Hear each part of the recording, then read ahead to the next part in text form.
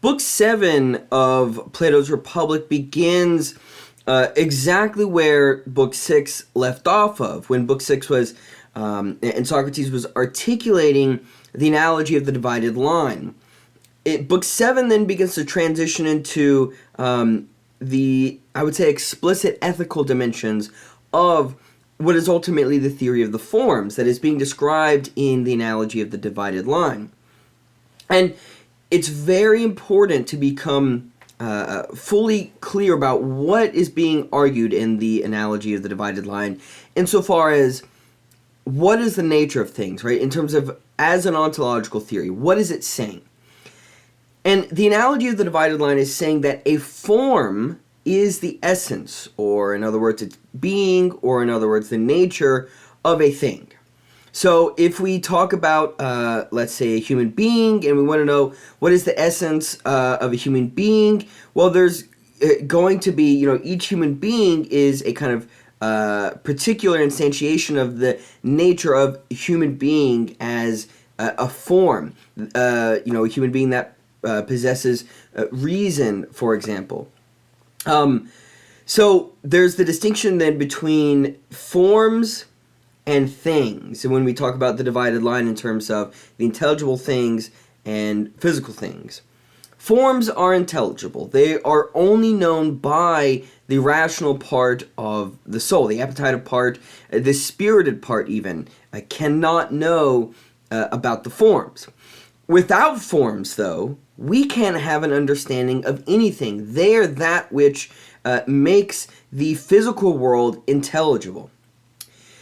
This is both an epistemological and a metaphysical claim, right? It's that because forms are of a certain kind of being, they correspond to the being of the rational part of the soul, such that the rational part of the soul its essence is closer to that of the forms, whereas the appetitive part of the soul is closer to that of physical things. So, in order to know the natures of things, their essences, what is most real, it's only by the rational part of the soul that we can know that. But likewise, when we use the rational part of the soul to give an account of the physical world, we are, according to the rational soul, giving an account of the intelligible form of the physical world, not the physical things themselves as they are as appearances, as their nature as an appearance. Because the interesting thing is that is known by the appetitive and spirited part of the soul. Now, ultimately, though, to even understand that there is such a distinction requires the rational part of the soul. To say that those things that exist, each particular human being, our opinions of those things, to say that they are things is to say that they are visible, they are perceptible by the senses, right? The eyes can see things, the ears can hear things, and so on.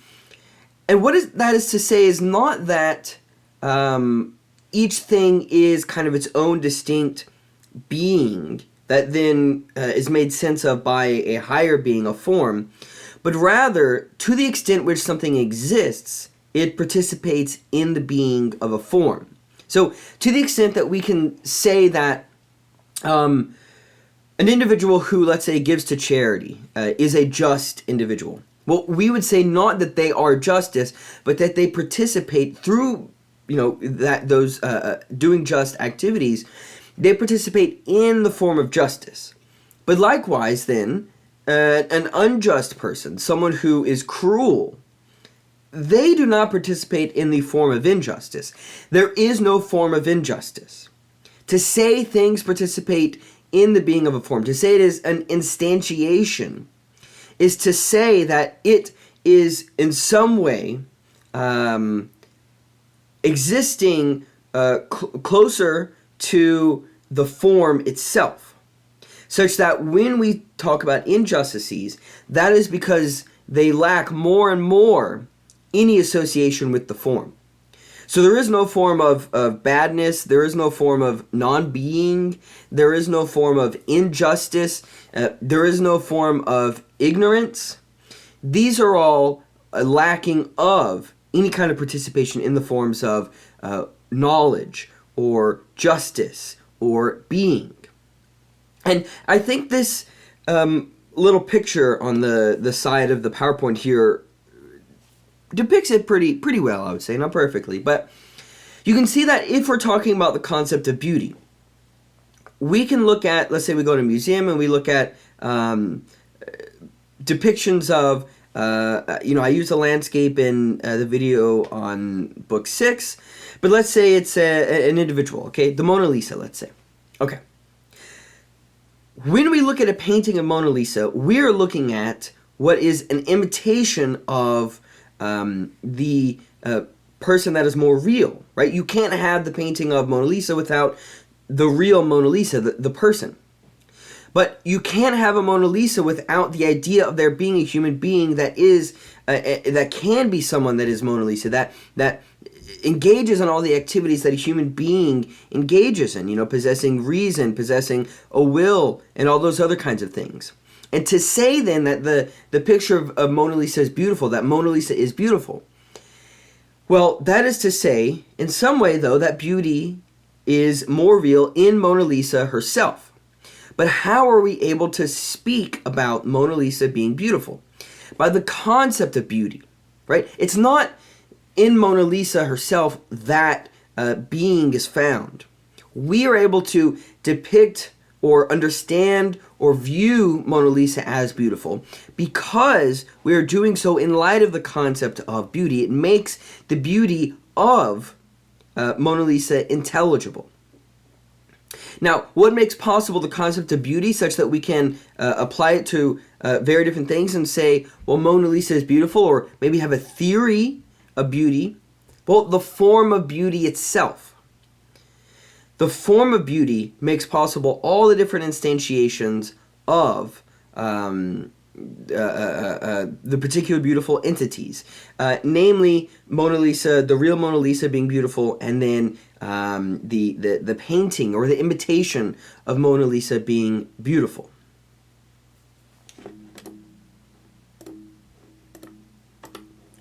Okay.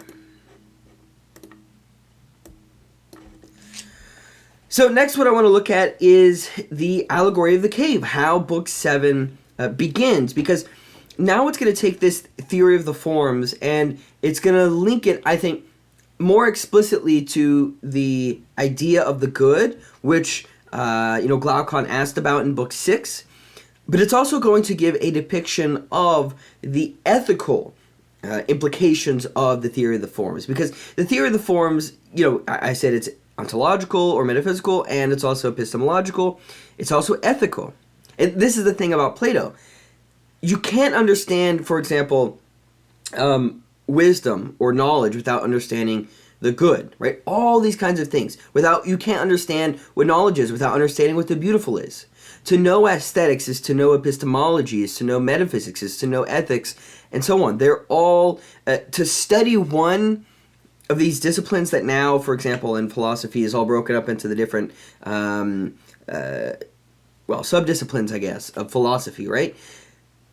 And you can have experts, right? Someone who's an expert in epistemology but might not know much about ethics, or, that is impossible.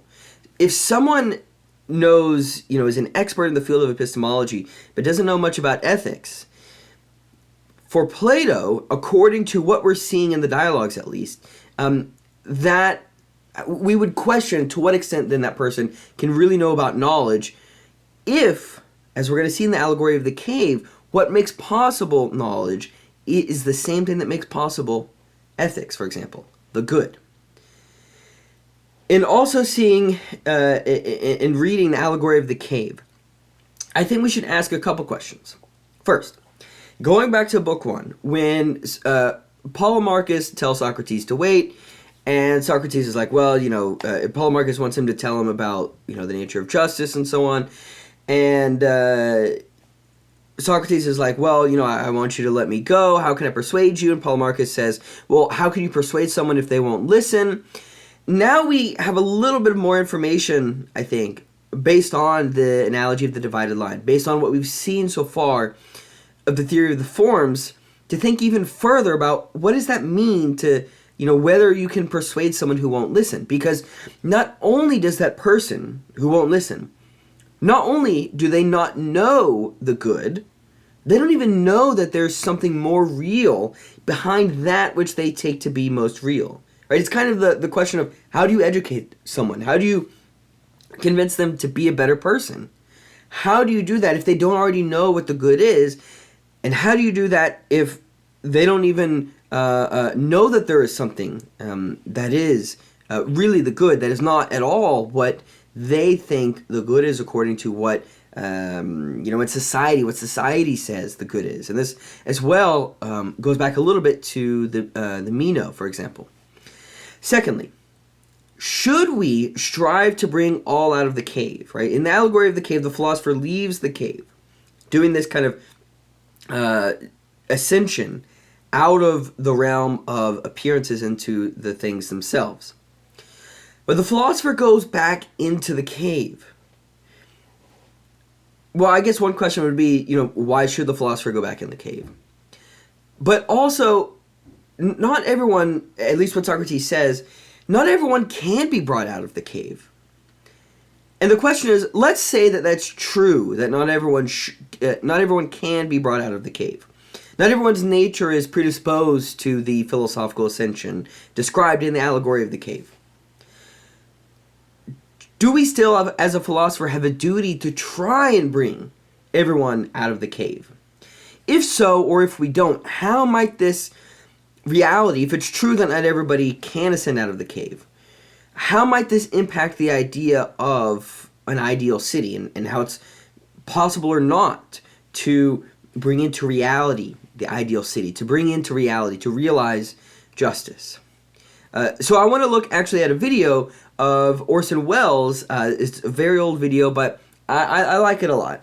And it's a video of Orson Welles narrating the allegory of the cave. Now, of course, he's not reading directly from the text. He's changed it, the wording, a little bit to make it such that he can just kind of read it in a narrative way. But nonetheless, let's watch this video here.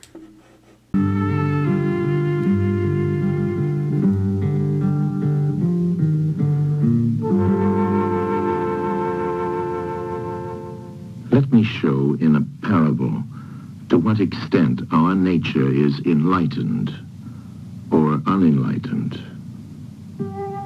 Envision human figures living in an underground cave with a long entrance across the whole width of the cave. Here they have been from their childhood and have their legs and necks chained so that they cannot move and can only see before them, being prevented by the chains from turning their heads around. Above and behind them, a fire is blazing at a distance. They see only their own shadows, which the fire throws on the opposite wall of the cave. For how could they see anything but the shadows if they were never allowed to move their heads?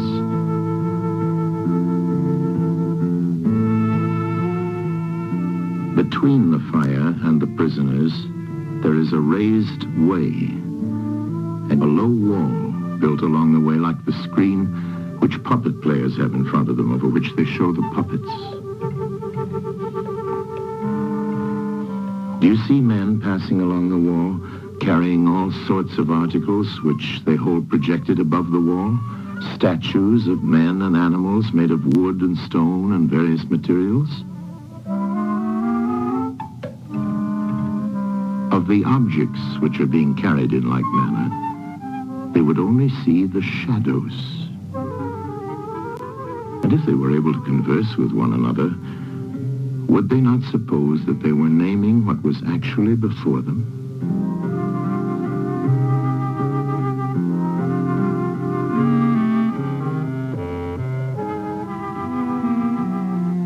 And suppose further that there was an echo which came from the wall. Would they not be sure to think, when one of the passers-by spoke, that the voice came from the passing shadows? To them, the truth would be literally nothing but the shadows of the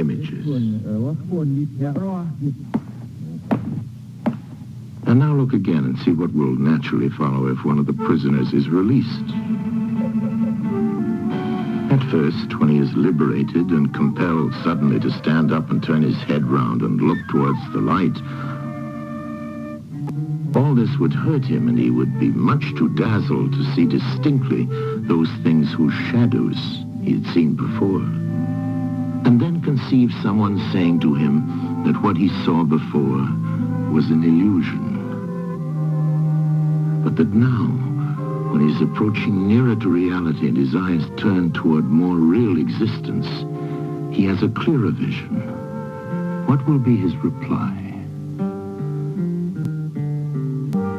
And you may further imagine that his instructor is pointing to the objects as they pass and requiring him to name them. Will he not be perplexed?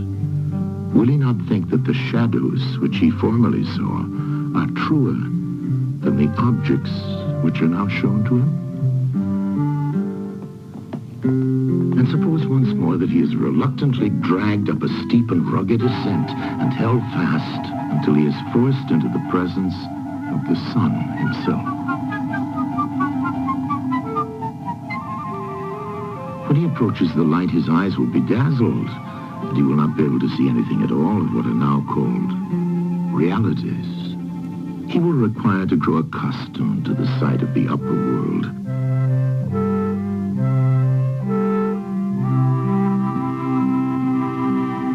And first he will see the shadows best. Next, the reflections of objects in the water, and then the objects themselves. Then he will gaze upon the stars and the spangled heavens, and the light of the moon. He will see the sky and the stars by night. Last of all, he will be able to see the sun, and not mere reflections of it in the water, but he will see the sun in its own proper place, and not in another. And he will contemplate the sun as it is. Will he not then proceed to argue that it is the sun who gives the season and the years, and is the guardian of all that is in the visible world, and in a certain way the cause of all things which his fellows have been accustomed to behold? Clearly he would first see the sun, and then reason about it. And when he remembered his old habitation and what was the wisdom of the cave and his fellow prisoners, do you not suppose that he would bless himself for the change and pity them?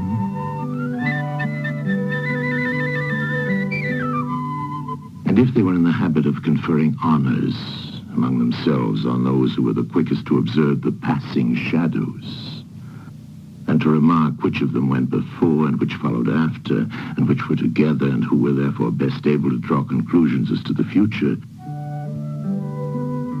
do you think that he would care for such honors and glories, or envy the possessors of them? Would he not say with Homer, "Better to be the poor servant of a poor master, and to endure anything rather than think as they do, and live after their manner"? Imagine, once more, such a one coming suddenly out of the sun to be replaced in his old situation. Would he not be certain to have his eyes full of darkness? And if there were a contest of measuring the shadows, and he had to compete with the prisoners who had never moved out of the den, while his sight was still weak, and before his eyes had become steady, wouldn't they all laugh at him and say he had spoiled his eyesight by going up there, and that it was better not to even think of ascending?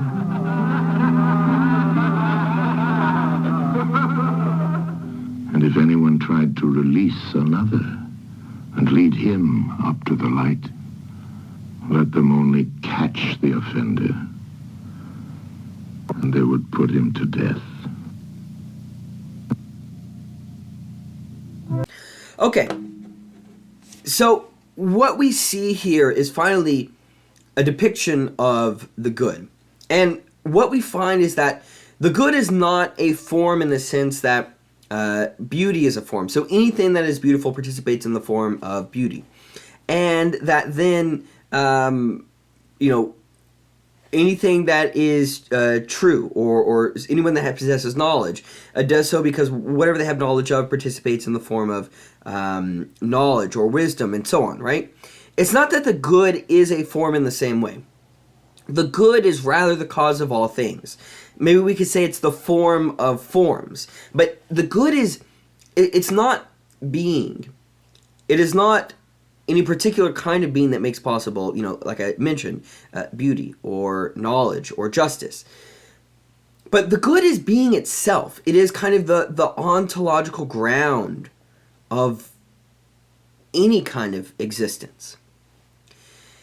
And so the good is not just, the good takes on an ethical dimension, right? As we see in the allegory of the cave, right? So if we consider the journey from cave to outside, it's aspirational. It leads us. It orients us. We want to pursue the good in this ethical sense. But in pursuing the good, in trying to live the good life, we also come to have knowledge of that which is more real. And so, considering the journey from cave to outside, Socrates says that in the knowable, the last thing to be seen, and that with considerable effort, is the idea of the good. So we also don't actually possess the good itself. We only still come to possess the idea of the good because, the good is being itself. You can't possess being itself because you would need something that's able to possess being itself, which would then be outside of being. So at best, we can have an idea. We can only, in a way, kind of infer or perhaps intuit the idea of the good. But Socrates says, once seen, it must be concluded that this is, in fact, the cause of all that is right and fair in everything. In the visible, it gave birth to light and its sovereign. In the intelligible, itself sovereign, it provided truth and intelligence. And that the man who is going to act prudently in private or in public must see it. Now, I also want to say about the good and this ethical dimension that this is why Socrates in different dialogues, whether it be the Meno, whether it be the Apology, says that if one actually does possess knowledge of the good, if they know what the good is, if they know what justice is, for example, they would never pursue injustice. That if one truly knows that something is bad, they could never desire it. Because to desire something is to, in some way, try to possess or try to reason what it is. But if you possess an idea of the good itself, then you could only ever pursue, you could only find it justifiable to pursue the good. So it can't be the case that someone knows what is bad, because to know what is bad is also then to know what is good. Because you can only make sense of the bad truly as the bad in light of understanding what the good is. And if you know what the good is, it necessarily then is what orients you. Because again, it's not just that you can, it's not that knowledge and ethical behavior can be separable. To know is also to act, to behave morally good. So it can never be the case then that someone who possesses knowledge of the good could ever pursue that which is bad. It can never be the case that they desire that which is bad. Okay. A few more considerations about the forms. And I hesitate to say there is, people refer to it as the theory of the forms, but we should also keep in mind that there are actually many different accounts of the forms. The way that the forms are depicted here in the Republic is different from how the forms are depicted in the Phaedrus, which is depicted very mythically, I would say. The account of the forms which is depicted in the Phaedo is very different. Especially, all of this is very different from what's depicted in the Parmenides, where actually Socrates is trying to defend the theory of the forms against Parmenides' criticisms, and he doesn't do a good job of defending the theory of the forms at all. And they're theorized in a much more abstract way than even is discussed in the Republic. So, what do we make of that? We'll have to put that aside, but we should keep in mind, though, that there are different accounts of the forms because there are different reasons why we discuss the forms. We don't just discuss the forms because we're interested in possessing knowledge in some kind of like scientific way, but we discuss the forms only because it's valuable for ethical action as well. So again, I want to clarify.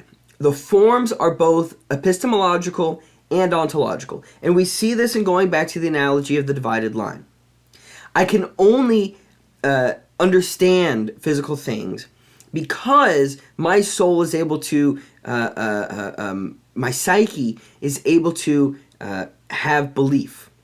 I can only see images because I have senses that take in the appearances. I can only possess knowledge of the forms because the rational part of the soul is in its nature intellectual. It is of the same kind of being of the forms itself. So, or at least, I'll say that much.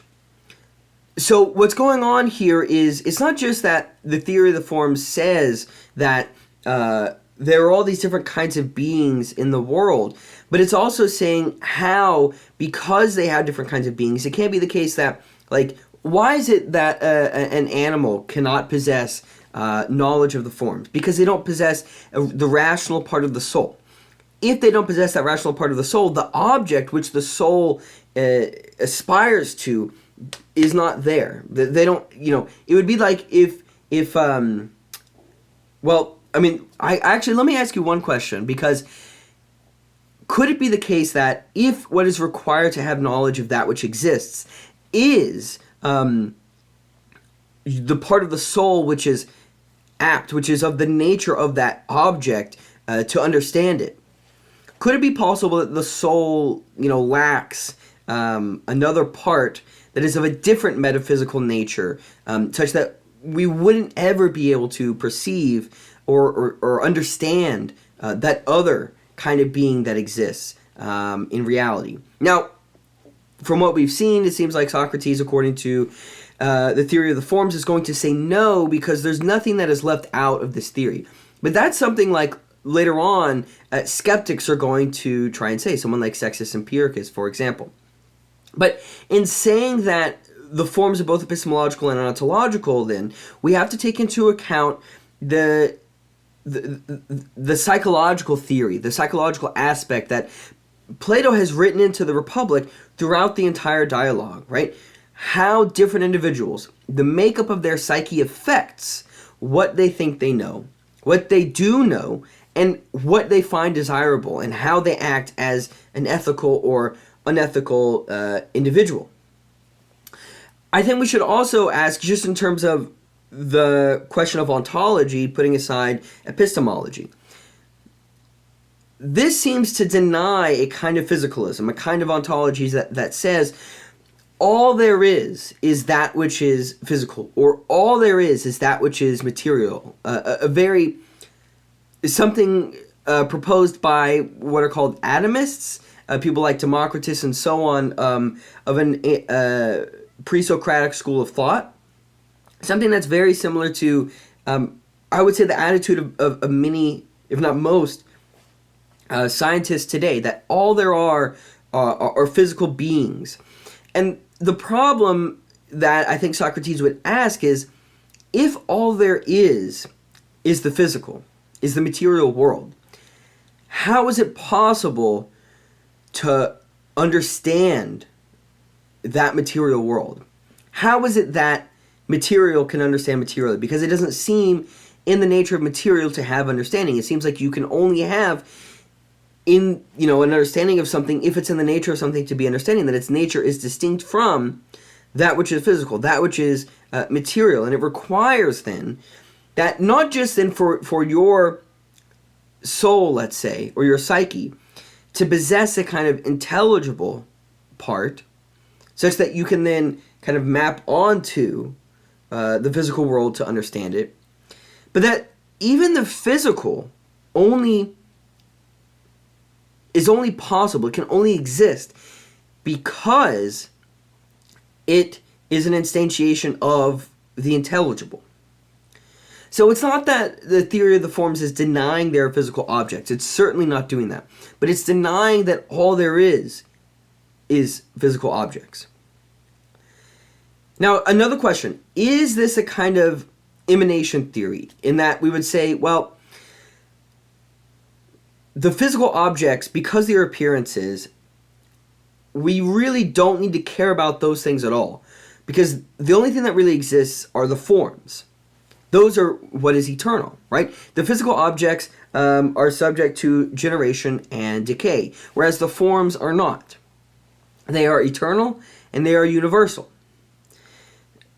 Would we say then that the beings of objects that exist in the world, like this glass of water, would we say that they only exist because their being emanates from that which is more real, the forms? Or because we shouldn't forget the role of dialectic in all of the Platonic dialogues, could we say that there's actually a kind of reflexive activity that goes on, right? Such that it's not just that the physical objects are instantiations of the more intelligible things, but that also we can make sense of the intelligible things because there are the physical things. But how does this make sense? How is it possible that the physical then can relate to to transcend itself? How is it possible that the physical can transcend itself in its being to relate to the more intelligible things? And this is the same kind of problem that exists in the makeup of the soul. How is it possible that you can have a soul that is made up of, it's physical, but it's also intelligible at the same time? And this is different from the Cartesian dualism. This is not the account of ontology that is being described in the theory of the forms. It's not a kind of dualism, because in that dualism it says, well, there are two substances which exist, the material and the non-material, but they don't have a kind of ethical dimension, and certainly the epistemological and ontological, the way they're linked, is definitely distinct, because for Descartes, all that matters, he's a rationalist. It's the mind alone. But that's not quite the case with what is being depicted by Socrates, because it seems like the physical is essential. You can't get to the intelligible without first going through the physical. Finally, one last thing to consider about the theory of the forms, and this actually comes from Aristotle. Does the theory of the forms explain how there can be permanence and order in this world, and how we can have objective knowledge of this world if we say, well, the essences of things are intelligible, that which is intelligible is not subject to generation and degeneration, and if we can only have knowledge ultimately of that which is then eternal, not subject to growth and decay, then how can we have knowledge of the physical world, those what we call the appearances of reality, in the sense of reality as that which is intelligible, the essences of things? And Aristotle thinks that this theory cannot account for it. This is why he tries to argue, no, actually, the being of things is in the objects themselves. It's an embodied being for all objects.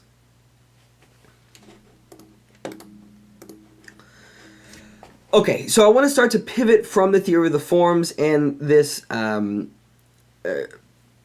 question of ontology, and begin to focus more on education, and especially the ethical dimensions of this kind of Platonic education. And I think we can call it Platonic education as opposed to solely just a Socratic education, because I think we can see this theory of education at work throughout all of Plato's dialogues. And first, what we see, especially in the case of the cave, is that education is not a process of putting knowledge into an empty mind, right? This is, so many people would have you think today that, especially the way people talk about technology, how, oh, now it's great, with online technology, anybody can just get an education now. They can just go and choose and watch the videos and do whatever they want, because it's as if we kind of plug our brains in and we get fed all the information. But what he's been describing this whole time, education is not a matter of just me telling you the answers and then you kind of memorize that, and because I tell you, you can then act on it. You can't just act on that which you're told. Otherwise, why wouldn't Socrates give an account of the forms? I mean, we should even consider this account of the forms that Socrates has given in Book 6 and Book 7 of the Republic is given in such a way that that Glaucon and Adeimantus should be interested in it, which is why he gives a different account of the forms in other dialogues. You can't educate someone by just telling them how to think. You have to teach them how to think. And to teach them how to think means you have to, instead of directing them, you have to lead them. There's a difference. And this goes as well back to the question whether virtue is teachable, which Socrates says no in the Meno, and he also argues against Protagoras in the dialogue, the Protagoras, where Protagoras wants to try and argue why virtue is teachable, and Socrates tries to argue it isn't. Secondly, education then is the process of turning the soul around from being interested in appearances, and instead enticing people to look for knowledge, to look in the right place for knowledge. Now, what's interesting in Book 7 is then we get Socrates to say, as we've been kind of ascending, not just out of the cave, but ascending in terms of the different kinds of things one would study, because we discussed studying music and gymnastics in Book 3, for example. Now that we've been discussing the nature of the philosopher, Socrates then starts to speak of the role of mathematics, and that what one does is they don't just settle on music and gymnastics, one studies mathematics, because it is the study of mathematics that leads the soul powerfully upward and compels it to discuss numbers themselves. Now, we can see objects. I can see, I have a glass of water and I have a glass of iced matcha that I made earlier. Now, I can see that there are two glasses, but I don't actually ever see the number 2. I see glass and I see glass. Now, I'm able to only discern that there are 2 glasses because of the nature of numbers themselves, which are intelligible, prior to, of course, the realm of the forms. They're not as intelligible as the forms. But the fact that I can see and use numbers in all facets of life, I mean, Socrates, he speaks of the way that, for example, a general should even study mathematics to a certain degree, because they're going to use numbers in their field tactics in battle. So there's something about numbers that allows one to transcend beyond the appearances into that which is more real. So one can't study just gymnastics and music, they should study mathematics. And this is also, to some degree, an influence I think we can see from the Pythagoreans, because the Pythagoreans thought that it was in numbers, that numbers were everywhere. Numbers were what made possible existence. And it was through the study of mathematics, through the study of numbers, that we come to understand the entire world. I think the idea that we're getting here from Socrates is it's not, again, it's different from the pre-Socratics. It's not that we study numbers because we want to know the world, but we only want to know the world in order to be good, in order to live a just and good life. So it's not that we then settle on numbers, because if you notice, again, mathematics is in the 3rd level. It's not on the 4th where the level of the forms are. We have to go beyond mathematics, but there's something about the nature of mathematics that allows one to transcend physical objects and go into, becoming interested in intelligible objects.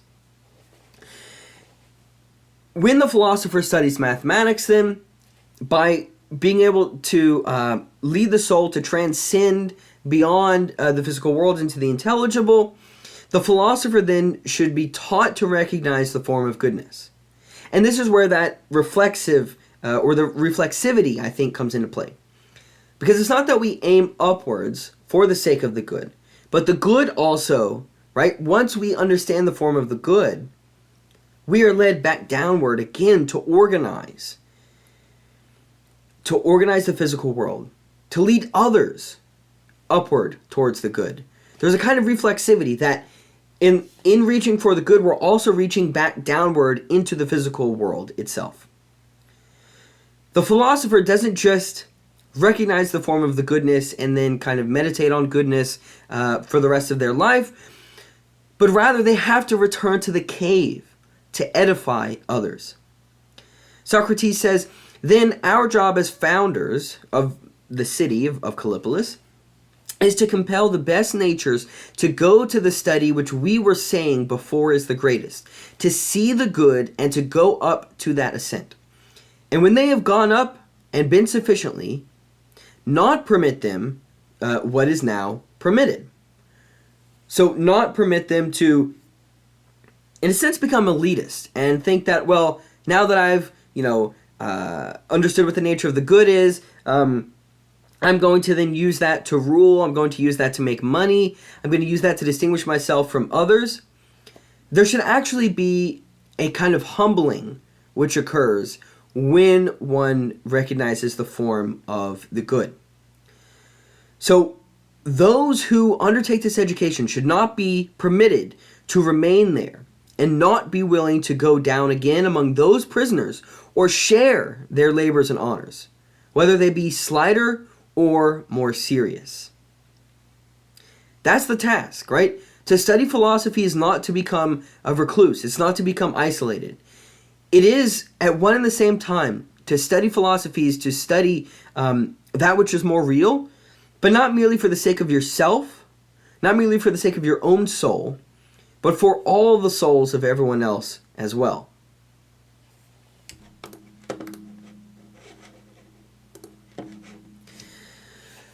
So I want to read this brief description then of when the philosopher, when they study mathematics, if we think about each study being linked to, for example, gymnastics being linked to physical objects, and we could think of like images, and then music being linked to the physical objects themselves, not just representations of physical objects. Then the study of mathematics as being linked to the intelligible ideas. There's one more study then that comes after mathematics. This is the study of the dialectic. And Socrates wants to distinguish dialectic from other kinds of study. So he says at 433b, I said, no one will dispute us when we say that some other inquiry methodically attempts with respect to everything to grasp about each several thing itself what each is. For all the other arts are directed to human opinions and desires, or to generation and composition, or to the care of what is grown or put together. All the other kinds of arts that one is going to be interested in.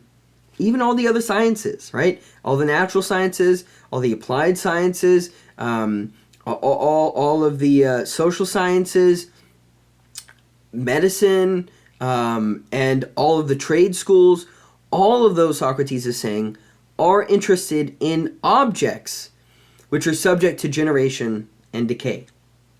They don't study the permanent objects themselves. Even, now we want to say, well, science is interested in laws of physics, and laws of physics are eternal. The problem is the object of study is physical objects, and by nature, physical objects are not eternal. So the kind of study that the philosopher is ultimately interested in is related to the object which is eternal. And it is only the dialectic which is the study of that which is eternal. So continuing, he says, and as for the rest, those who we said to lay hold of something of what is, geometry and the arts following on it, we observe that they do dream about what is, but they haven't the capacity to see it in full awakeness, so long as they use hypotheses and, leaving them untouched, are unable to give an account of them. So here again, he's saying, okay, then we can look at the study of mathematics. So we think about geometry. Geometry is interested in eternal things, insofar as it's interested in mathematical ideas. But even that isn't the study, it's not interested in the objects of the forms.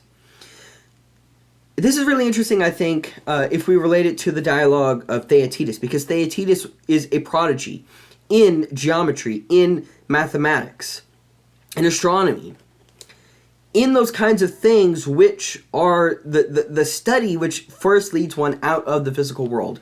And yet, in that dialogue, Theaetetus still isn't able to explain what knowledge is. So it's not enough to just settle on the study of mathematics. We have to go beyond mathematics, because they, as Socrates is saying, they haven't the capacity to see it in full awakeness. There's something they're missing, which goes beyond the study of numbers themselves.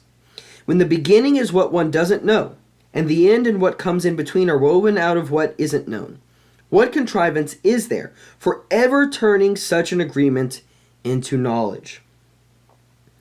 So he says, only the dialectical way of inquiry proceeds in this direction, destroying the hypotheses to the beginning itself in order to make it secure. And when the eye of the soul is really buried in barbaric bog, dialectic gently draws it forth and leads it up above, using the arts we describe as assistants and helpers in the turning around.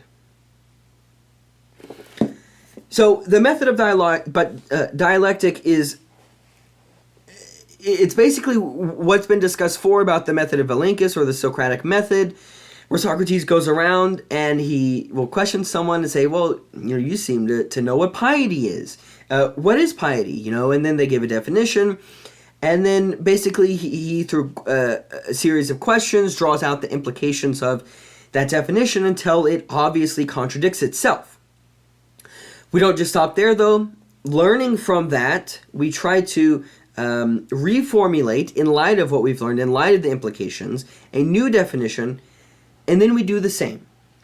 But it's not negative in the sense that we just want to see why different definitions people have are wrong. We're also developing new concepts through that activity, through the activity of the dialectic, of this method of questioning propositions. So when one uses the dialectic, they philosophically critique definitions or claims, and then they discard and reformulate relevant concepts and models. So that is the positive aspect of dialectic as well. Now, those new concepts and models themselves are subject to critique. So this is, in a sense, a method that seeks to be as self-conscious as possible. And this is what distinguishes, for example, all the other kinds of arts, all the other kinds of sciences. If you look at science, it is very good. The scientific method is very good at making sense of the world. But the difference is, the scientific method presupposes an ontology. It does not question that what it is interested in, what is most real, are physical things. It presupposes that. It is only philosophy, and in this case Socrates is going to say it's only dialectic, that questions itself. Science doesn't question, should we only be trying to study things which are measurable, things which are quantifiable, physical things. It exists only on the basis that it presupposes that. But philosophy questions itself. It even asks, what is philosophy? Science, you can have a science of science insofar as you can study. How do scientists do science? But you can't question the ethics, for example. How ought science to be done? Because that as well, what at least we've been learning from this theory of the forms, is going to be not just an ethical question, that's going to be related to as well the nature of reality and how and to what degree we can have knowledge of reality, or the object of which we are concerned with, which we would say is good, which is why we would question and want to know how we ought to undergo that method. Why is the method of dialectic not merely a method of division? And so I asked this question because we see in another dialogue, the statesman, and as well as the dialogue, the sophist, where, and in these two dialogues, Socrates is there, but he no longer is an active participant. It becomes a conversation between, Theaetetus is still there. It becomes a conversation between someone called Socrates the Younger, which is a different Socrates. Not just a younger Socrates, because Socrates is still there in the dialogue, but actually a different Socrates altogether. And then the Eleatic stranger, that's all he's known as. We don't have a name in those dialogues, just the Eleatic stranger, the stranger from Elea. And the Eleatics are known for their interest in dialectics. But the difference is their approach to dialectics, they treat it as a science of division, where they think that dialectics is a matter of trying able to basically cut at the joints in the same way that you butcher an animal, right? Where you cut it along the joints so you can separate, and I'm going to be terrible with anatomy here, right? You're going to separate the calf from the thigh, right? Such that you don't have any one part of the calf left in the thigh part, which is going to be separate from the ankle and separate from the foot and so on. And we can think about this in terms of setting up a whole kind of, genus-species distinction, where we want to know, okay, we're doing the dialectic because we want to know, well, what is a human being? And well, maybe a human being is a kind of animal, but it's a rational animal. Well, what distinguishes human beings from non-human animals? Well, human beings possess reason. And then, we just keep carving up all different kinds of beings in that way. But I think the reason why we shouldn't think of the dialectic as just merely, now it does involve division, certainly, but it's not merely a method of division, because that is just an ontological, that kind of method is only concerned with ontology. But again, if we have been paying attention to the theory of the forms, to the allegory of the cave, ontology is inseparable from ethics. Dialectic is simultaneously an ontological exercise and an ethical exercise. It is for the sake of the good. It's not merely for the sake of the understanding. And that's what happens when we do the dialectic simply to try and divide up things to know what exactly their being is. Because we also have to know how they relate to one another and why we want to divide up things in the first place. And that is why the Eleatic account of dialectic differs from the Socratic account of dialectic, because the Eleatic account lacks that ethical dimension as to why we engage in the dialectic and how that ought to orient our souls towards the good.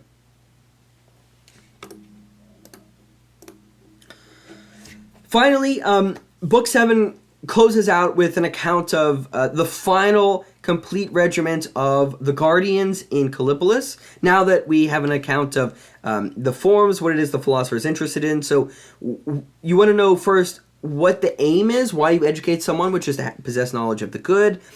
Then we see, well, what kind of education is required. We talked about mathematics, and then ultimately dialectic. Now, in the educational regiment, we see gymnastics is required because it promotes the necessary appetites while eliminating or preventing unnecessary ones. So it primarily corresponds to the appetitive part of the soul, but it also, of course, can affect the spirited part of the soul and the rational part. Music makes the spirited part of the soul more gentle and instills in it the right emotional habits toward moral and immoral people, actions, and objects in the world. And then mathematics engages the rational part of the soul and leads it to study the things that are. So we see each kind of education is oriented to a different part of the soul. Now, the timeline of education given is kind of interesting. That at 18, the best students are chosen for advanced classes in physical training and warfare for several years. That at 20, the best are again selected for more education as future guardians. The rest then will become warriors. And these future guardians then at this point, at the age of 20, will begin studying mathematics, logic, and dialectic. Only the right set of people, though, at 30, should be taught dialectic. That will become their primary focus. And then they must spend 15 years in the real world of politics from age 35 to 50. Once they've done that, then they are fit to become the philosopher king. And finally, Book 7 ends with a suggestion. I don't know how else to put this, but it's something to think about. Socrates says that putting what is right and the honors coming from it above all, while taking what is just as the greatest and the most necessary, and serving and fostering it, they will provide for their own city. He's talking about the true philosophers. That when we're asking, well, how is it possible to create this education, create Callipolis in the first place? And how, Glaucon asks. And Socrates says, all those in the city who happen to be older than 10, they will send out to the country. And taking over their children, they will rear them far away from those dispositions they now have from their parents, in their own manners and laws that are such as we described before. And with the city, and the regime of which we were speaking thus established most quickly and easily, it will itself be happy and most profit the nation in which it comes to be. That is by far the quickest and easiest way, Glaucon said.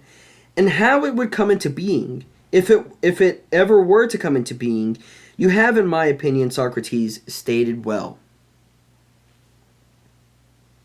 So the quickest and easiest way for Callipolis to come into being is to expel everyone over the age of 10 from the city. What do we make of that? Socrates doesn't say it's the only way Callipolis can come into being. But then Glaucon says, if it would come into being, this is the only way. What does that mean for the city of Callipolis? Everyone would have to be expelled over the age of 10. I'll just leave you with this question.